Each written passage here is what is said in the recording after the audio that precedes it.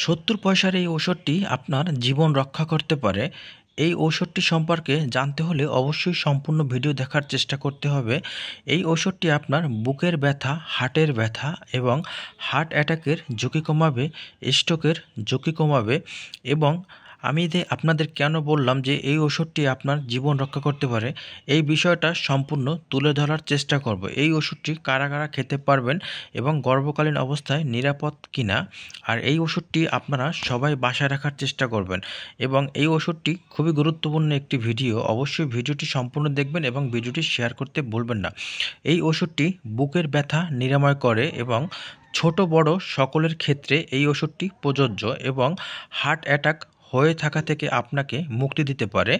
এই ওষুধটি আপনার হার্ট অ্যাটাকের ঝুঁকিটা কমাতে পারে। বিশেষ করে এই ওষুধটি আপনার হার্ট অ্যাটাকের জন্য দেওয়া হয়ে থাকে। এছাড়াও আরও কিছু রোগের উপর এই ওষুধটি কাজ করে, যেমন আপনার মাথা ব্যথা, জ্বর এবং মায়োকার্ডিয়াল ইনফেকশন এবং স্ট্রোক এবং বাইপাস সার্জারির জন্য এই ওষুধ দেওয়া হয়ে থাকে। এই অ্যাসপিরিন এটি গর্ভকালীন অবস্থায় দেওয়া হয়ে থাকে। অনেক সময় রক্তের ভিতরে জমাট বেঁধে যায় এবং রক্তের জমাট বাঁধার কারণে আপনার রক্তের সার্কুলেট হয় না অনেক সময়, যার কারণে কিন্তু আপনার হার্ট অ্যাটাকের ঝুঁকিটা বেড়ে যায়। আপনার রক্তকে পাতলা করতে সহযোগিতা করে এবং রক্তের সার্কুলেট বাড়ানোর জন্য এই ওষুধটি খুবই গুরুত্বপূর্ণ ভূমিকা পালন করে। স্ট্রোকের সম্ভাবনা আছে বা স্ট্রোক ১-২ বার হয়েছে, স্ট্রোক ও বুকের ভিতরে ব্যথা, চাপা চাপা ব্যথা অনুভব হয়।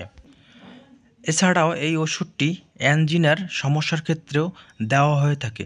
বুকের ব্যথা বা হার্ট অ্যাটাকের ঝুঁকি রয়েছে এবং হার্টের সমস্যা আছে, তাদের ক্ষেত্রে এই ওষুধটি দেওয়া হয়ে থাকে। অনেক সময় গর্ভকালীন অবস্থায় বাচ্চার হার্টবিট কম থাকলে আল্ট্রাসাউন্ড করার পরে যদি আপনার বাচ্চার হার্টবিট কম থেকে থাকে, সেক্ষেত্রে চিকিৎসকরা এই ওষুধটি দিয়ে থাকে। এছাড়াও এই ওষুধটি গাইনির ডাক্তার এবং গাইনির চিকিৎসকরাও দিয়ে থাকে।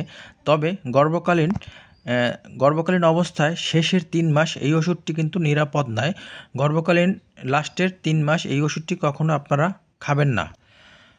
আমি যদি আপনাদের শর্টকাটে বলতে যাই, তাহলে এটি হলো মায়োকার্ডিয়াল ক্ষেত্রে ইনফেকশনের ক্ষেত্রে ব্যবহার করা হয়ে থাকে, বিশেষ করে বাইপাস সার্জারির ক্ষেত্রে ব্যবহার করে থাকে।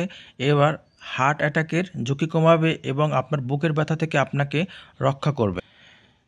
এই ওষুধটি দীর্ঘদিন খেলে রক্ত পাতলা হতে পারে এবং পাতলা হয়ে যেতে পারে, কথাটা আমি আগেও একবার বলেছিলাম। এবং কোনো দুর্ঘটনার ক্ষেত্রে যদি আপনার হাত অথবা বিভিন্ন স্থানের যদি হাত পা কেটে যায়, সেক্ষেত্রে কিন্তু আপনার রক্ত অতিরিক্ত বের হতে পারে এই ওষুধটি অতিরিক্ত খাবার ফলে। বিশেষ করে এই ওষুধটি রক্ত পাতলা করার পরেই কিন্তু আপনার স্ট্রোক থেকে আপনাকে মুক্তি দিতে পারে। এই ওষুধটি রোজ একটি খেলেই আপনার যথেষ্ট। এই ওষুধটি বিশেষ করে আপনার যাদের হঠাৎ করে বুকের বিভিন্ন সাইডে ব্যথা করা শুরু করেছে, যেমন আপনার তিল তিল করে ব্যথা শুরু করেছে কিংবা চিনচিন করে ব্যথাটা শুরু হয়েছে, সেক্ষেত্রে এই ওষুধটি আপনি সেবন করতে পারেন। এবং যে সকল রোগীরা স্ট্রোক করেছে তাদের কিন্তু এটা পার্মানেন্টভাবে দিয়ে থাকে। এবং হার্ট অ্যাটাক যাদের হয়েছে দীর্ঘদিন ধরে, সেই হার্ট অ্যাটাকের ক্ষেত্রে কিন্তু এই ওষুধটি চিকিৎসকরা দীর্ঘদিন খাবার জন্য দিয়ে থাকে। আপনাদের কাছে যদি একটু হলেও ভিডিওটি ভালো লাগে, অবশ্যই ভিডিওটি সবার কাছে পৌঁছে দেওয়ার চেষ্টা করবেন, কারণ আপনার একটা শেয়ার হয়তো বা অনেকের উপকার হবে এবং আমারও উপকার হতে পারে। সবাই আজকের মতো সবাই ভালো থাকবেন এবং সুস্থ থাকবেন। আল্লাহ হাফেজ।